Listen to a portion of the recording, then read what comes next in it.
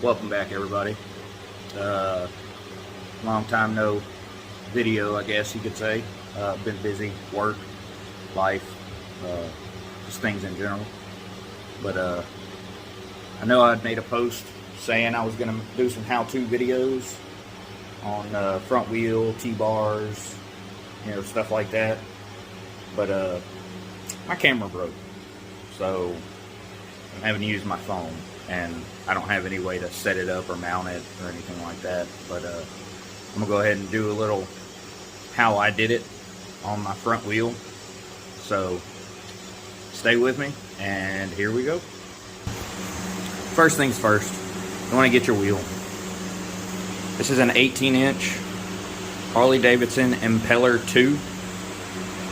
The Impeller 1, Enforcer, Airstrike, any wheel from a 2008 to now should work, because I believe they share the 25mm axle. I'm not 100% positive on that. So, if you buy a 2009 wheel and it doesn't have a 25mm axle, I mean, that's not my fault. Just do your research, do your due diligence, and it all should come out. But this is from a 2017 model bike. I bought it off eBay, a couple $100. Had a good tire on it, but it had some cupping, so I replaced it. My go-to tire is a radial. It's a Shinko SE 890 Journey. It is a radial. I've gotten good life out of these tires, and I mean, for the price, you can't beat them. $300 front and back, delivered off of eBay. I'm not going to pass that up, and it's a good tire. Balance is really good. I use balance beads. I don't use weights, so there's that. And I have never had a problem. So back to the wheel. Like I said, this is an 18. A lot of people choose to go 19s. I'm not a fan of a 19. I like 18s. So that's what I got. I had an 18 on my Nomad 1600, which is what, this Vaquero replaced. So spacers.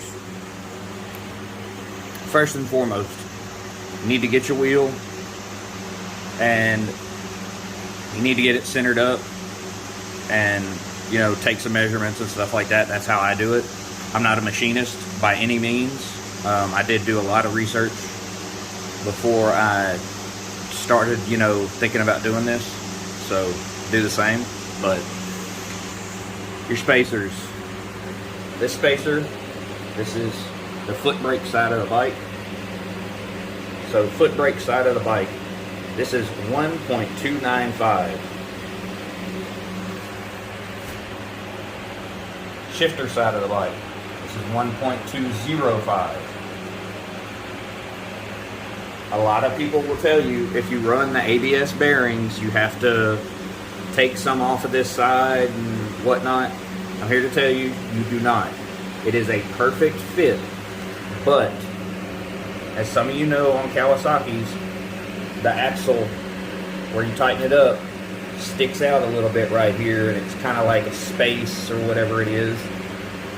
You do not have that anymore. Like, you still tighten the axle up. My axle's tight. It doesn't move. Nothing like that. With ABS bearings and non-ABS bearings, you can use the same measurements. 1.295 plus or minus, 1,000. Don't have it 1.300 or 1.285. It needs to be 1.295, 96. Or 9.4, something like that. It needs to be pretty close, so make sure your machinist knows what they're doing. The other side over here, this one, we got it really close. The way he had it chucked up, we got it to 1.206. This one is 1.296, and it fits. I'm talking perfect. It doesn't push my forks out any. It is on the money. I'm telling you, it is on the money. If you have a good machinist, they will know what they're doing. So, with the spacers out of the way, The next thing, rotor spacing. I believe the Kawasaki has a 6.5 inch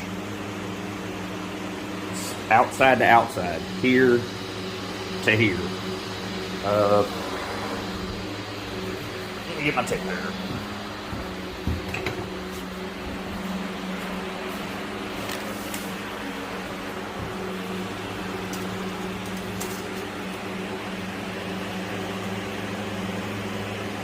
Harley Davidson has 6 3/4. The factory Kawasaki wheel is 6.5. So the way I chose to do that, because of the design of this wheel, if you look right there, you can see how close that already is. So I didn't want to move the discs in. I didn't want to have the face of the wheel machined. So I chose to have the calipers machined. I had them take an 1/8 inch off of both caliper mounting surface on both sides, and it is money. It is perfect. Plus, it's a little cheaper too, doing it that way. Just make sure you have a good machinist. I have one of the best machinists in the country, here local, a couple miles down the road from me. I think he's the best machinist in the world. He has done some really oddball stuff for me, and you know, he always makes it happen. So, just to recap, 18-inch wheel. This is the one I chose. You can pick any wheel you want from a 2008, 2009 to now Harley Davidson touring bike. I have no idea if the soft tail wheels fit. I have no idea if the street 750 or 500 wheels fit. All I know is Street Glide, Electra Glide, Road Glide, Road King. Those are the wheels I'm for sure have the same 25mm axle. So, get you a new wheel, machine your spacers to 1.295 on the foot brake side, 1.205 on the shifter side. Have an 1/8 inch taken off of the face or off of the calipers themselves, which there's plenty of meat. It's not going to cause any issues. I mean, there is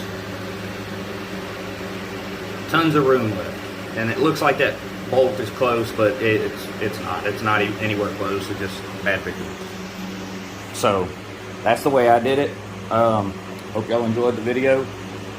If y'all did, like, comment, subscribe. I will be trying to make some more of these coming soon when I get another camera. Just got some, family things to take care of before I can buy, toys, so to speak. So, yeah, I appreciate y'all watching, and hope y'all have a good day, and see y'all on the next one.